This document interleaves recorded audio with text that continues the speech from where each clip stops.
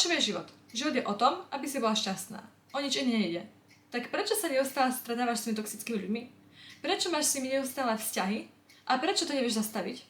Prečo ich neustále riešiš? Prečo sa v noci trasieš? A nemôžeš spať, lebo vieš, že sa na ďalší deň s nimi stretneš?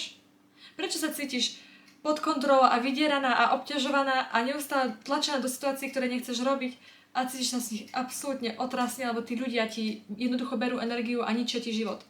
Prečo to toleruješ? Prečo si ničíš život? Máš len jeden. Nemal by byť v tom živote miesto pre tých ľudí, tak prečo im dovoluješ tam stále byť? V tomto videu ti poviem, ako sa vyhnúť toxickým vzťahom, ako ukončiť toxické vzťahy a ako konečne začať žiť naplno, bez toho, aby ti niekto bral energiu. Tak poďme rovno na to. Ahoj, moje meno je Alex a vítajte pri dnešnom videu. V dnešnom videu sa budeme rozprávať na tému, ako sa zbaviť toxických vzťahov. Tak na čo čakáme? Poďme na to. Na začiatok, ja to úplne chápem, keď si tým prechádzaš a prežívaš to, lebo ja sama som mala toxický vzťah s mojou kamarátkou. Bolo to strašné, nechcela som sa s ňou vôbec stretávať, nechcela som sa s ňou stýkať, neustále mi vypisovala, vyvolávala, psychicky ma vydierala, aby som sa s ňou stretávala. A samozrejme, ja som dobrý človek a bolo mi jej ľúto, takže som sa s ňou stále stýkala, aj keď mi to bralo energiu, aj keď som sa cítila na dne, aj keď som vôbec nebola šťastná, ale namiesto toho, aby ma to dobilo a dobilo mi tie baterky, tak ja som odchádzala z toho stredka s ňou úplne, že zničená, v debkách, nešťastná a absolútne si ju znovu nechcela vidieť. A stále som to robila, lebo som bola dobrý človek a bolo mi jej ľúto, lebo ona nemala veľa kamarátok a tým pádom som si ničila svoj vlastný život. A myslím, že si na tom rovnako. Takže verím, že mám rovnakú skúsenosť, ale keď som to ja dokázala prekonať, tak to dokážeš prekonať aj ty. Musíš si uvedomiť jednu vec. Vzťahy by ťa mali robiť šťastnou. Mali by ťa posilňovať a dodávať ti energiu a robiť z teba šťastného človeka. Mala by si byť usmiatá a mala by si byť veselá, keď ho stretneš a nie byť úplne, že v koncoch a nešťastná a pre Boha plakať, alebo ja neviem, byť úplne mimo od strachu, lebo ho stretneš a pre Boha čak ho stretnem a Pane Bože, čak mi niečo povie a chápeť, byť úplne, že zdeptaná, proste ty si zdeptaná z toho človeka. A o tom nie sú vzťahy, ty by si mala byť šťastná z tých vzťahov a nie, že na práškach. Proste, chápeš, ten človek nepatrí do tvojho života, on je zlý aj toxický a musíš si priznať, že to tak je, že jednoducho je ten človek toxický. Možno ho máš rada nejakým zvláštnym pokruteným spôsobom, ale musíš si uvedomiť, že ten človek pre teba nie je dobrý a ničí tvoju psychiku a ničí život. Takže ho tam jednoducho nemôžeš ďalej mať. A ak stále nevieš, či máš vo svojom živote toxický vzťah, alebo či ten človek je toxický, alebo či ťa deptá psychicky a jednoducho nevieš to rozoznať, tak ti teraz poviem tie znaky a uvidíš, porozmýšľaš a zistíš, či máš vo svojom živote toxického človeka. Dúfam, že nemáš, toxické vzťahy, ale spolu to prejdeme a zistíš to na 100%, aspoň sa uistíš, či to tak je alebo nie. Prvý znak, manipulácia a kontrola. Jeden človek chce neustále kontrolovať toho druhého človeka a manipulovať a chce mu rozkazovať a chce mu diktovať život a podobne. Skrátka z teba robí nesvojprávneho, takže ak ťa niekto robí nesvojprávnym, vieš, že je to toxický vzťah. Po druhé, znižuje ti sebavedomie. Neustále sa do teba naváža a zosmiešňuje ťa a snaží sa ťa zdeptať a namiesto toho, aby ťa hypoval, tak ťa dáva neustále dole. Jednoducho chce, aby si sa cítila zosmiešnená a strapnená a hrozne, takže ak ti to robí, ďalší znak toxického vzťahu, znak toxického človeka. Po tretie, pocit viny a hanby. Neustále chce, aby si sa cítila, že si niečo robila zlé a hanbila sa za svoje činy a zvaľuje všetko zlé, čo robí on na teba a robí z teba tú hlúpaňu a jednoducho cítiš sa neustále proste, že za všetko môžeš ty. A on to tak robí, aby to tak vyzeralo, aj keď to v skutočnosti nie je, takže to je ďalší znak. Po štvrté, žiarlivosť a izolácia. Neustále žiarli. Snaží sa ťa oddeliť od iných ľudí, od iných kamarátov, od iných vzťahov. Snaží sa proste, aby si bola úplne že sama a jednoducho len s tým človekom. A snaží sa ťa totálne izolovať od možno vonkajšieho sveta, možno len od iného okruhu ľudí. Skrátka, chce ťa mať pre seba 24/7 a nemôžeš nikoho riešiť, len jeho. A po piate, často sa bojíš, ako zareaguje a necítiš sa absolútne bezpečne. Máš strach, či vybuchne, máš strach, či bude kričať, máš strach, či ťa fyzicky možno napadne. Jednoducho sa necítiš safe, keď niečo urobíš, alebo keď si sama sebou, alebo keď nerobíš niečo, čo vieš, čo by chcel on. Takže to je obrovský vykričník a Je to znak, že fakt je ten človek toxický a ten vzťah je toxický. Takže musíš si všímať varovné signály. Zober si denníček a zapisuj si to.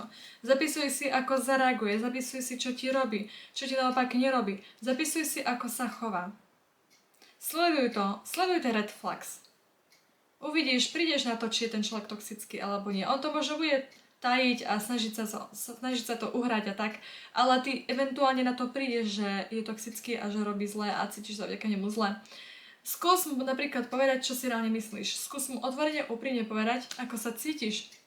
A keď zareaguje zle, obranou alebo útokom alebo podobne, tak znamená, že je toxický, lebo takto reagujú toxickí ľudia. Normálny človek si sadne a vypočujete a snaží sa nájsť riešenie, ale toxický človek proste vybuchne ako sopka a snaží sa brániť a snaží sa hádzať tú vinu na teba a podobne, takže vieš, že je toxický. Jednoduchá rada, ako na to prídeš. Skús si nastaviť hranice a uvidíš, či ich prekoná. Keď ich prekoná, nebude rešpektovať tvoje hranice, znamená, že je toxický človek. Keď jednoducho bude rešpektovať tie hranice, tak je v pohode.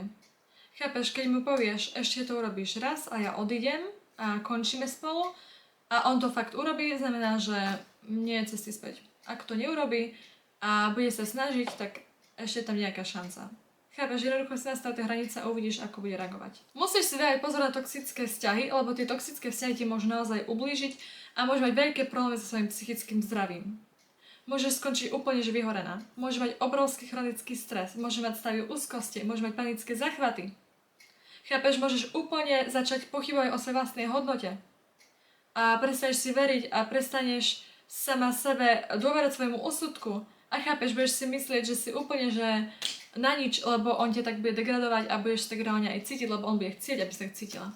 Chápeš, nemôžeš to zanedbať, musíš sledovať tie znaky a musíš to stopnúť, kedy potrebuješ, lebo inak už bude to tým ďalej horšie a budeš sa cítiť katastrofálne. Bude ti ten človek neustále proste ubližovať. Musíš si uvedomiť, že sa nemáš za čo hanbiť. Nemáš sa za čo hanbiť, že si v toxickom vzťahu, nemáš hádzať vinu na seba, nemáš to absolútne riešiť, lebo ty za nič nemôžeš.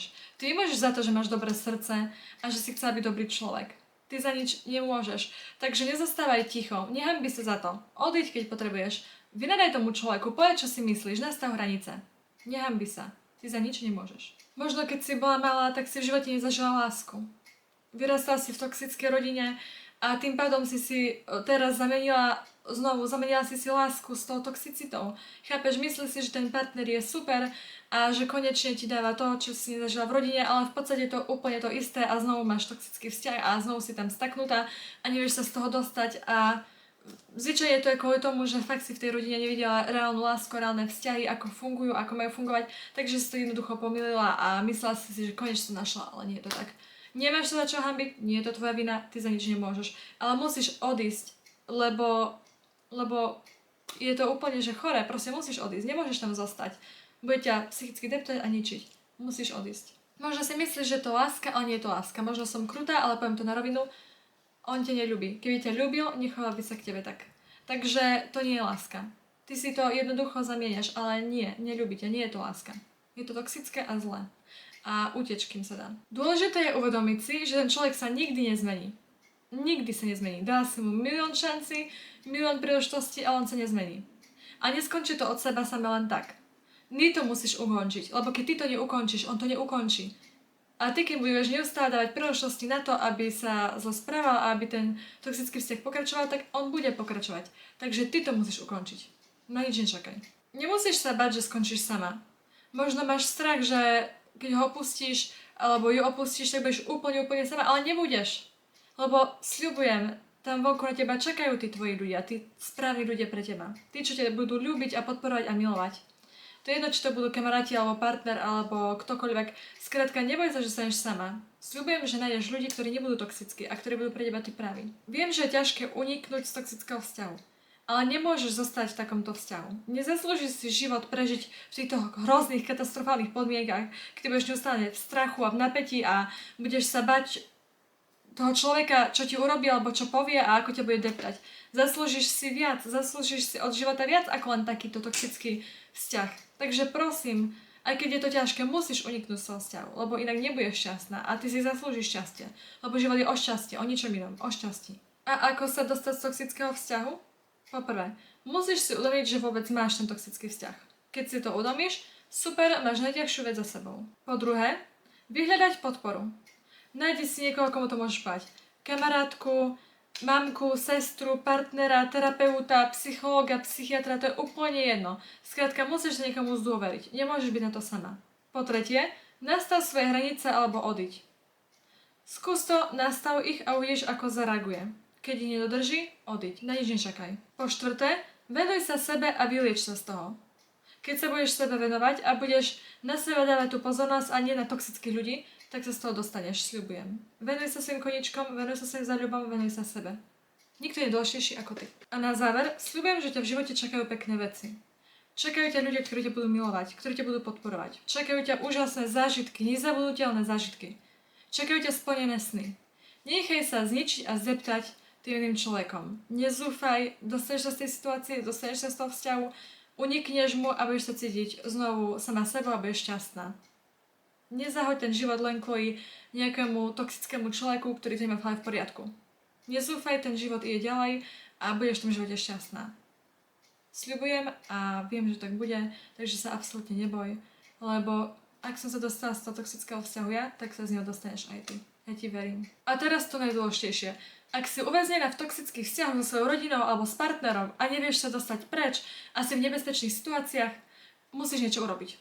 Zavolaj na krízové linky, zavolaj políciu. Chápeš, zavolaj terapeutovi, zavolaj psychológovi, psychiatra, úplne zavolaj hocikoho, kto ti pomôže, hociakého odborníka, lebo musíš sa z toho dostať preč. Je to naozaj nebezpečné, keď už presiahol ten človek všetky tie tvoje hranice a ty vieš, že si fakt v takých situáciách, kedy ti neublíži len psychicky, ale aj fyzicky a kedy jednoducho potrebuješ uniknúť, lebo ťa úplne ničí a deptá a skrátka týra a trápi a ty jednoducho musíš utiecť preč. Takže prosím, nehanbi sa, zavolaj, keď budeš potrebovať a nájdeš na Google milión tých čísiel a milión tých krízových liniek a pokojne tam zavolaj, absolútne sa nehanbi a neboj sa, musíš tam zavolať. Musíš uniknúť z toho vzťahu. A ak sa o tom bojíš s niekým hovoriť, to je pokojne napíš. Napíš mi DM-ko na Instagrame, napíš mi do správy a pokecame. Proste jednoducho sa mi ozvi a budeme to riešiť a ak sa hanbíš zoveriť sa nejakej svojej spolužiačke alebo kamarátke alebo mamka, alebo ťa poznajú a potrebuješ niekoho, kto ťa nepozná, aby sa na to pozeral odosobnenie, aby to s tebou vyriešil, pokojne mi napíš, budem naozaj šťastná, lebo ja ti budem naozaj chcieť pomôcť, lebo sama som bola v tej situácii a sama viem, aké je to strašné a nikomu to neprajem, lebo je to hrozné, keď si staknutá pri tých toxických ľuďoch a nevieš sa od nich dostať, takže pokojne mi napíš, moje DM sú otvorené a budem čakať na tvoje správy. Takže to je odo mňa na dnes všetko a ja dúfam, že sa vám video páčilo a že vám pomohlo. Ak sa vám páčilo, prosím, hoďte mi like, hoďte mi odber a napíšte mi do komentára nejakú tému, ktorú by ste chceli, aby som rozoberala, aby som vedela, že mám v týchto videách pokračovať ďalej. Môžete si ma nájsť aj na sociálnych sieťach, na TikToku, na Instagrame. Moje DM sú akože otvorené, pokojne mi tam napíšte, hoďte mi follow, môžeme pokecať. A budem veľmi šťastná, ak sa vidíme pri ďalších videách. Takže zatiaľ sa majte krásne a užite si zvyšok dňa, zvyšok večera, zvyšok noci, neviem kde ste, jednoducho si to užite. Majte sa krásne. Zatiaľ ahoj.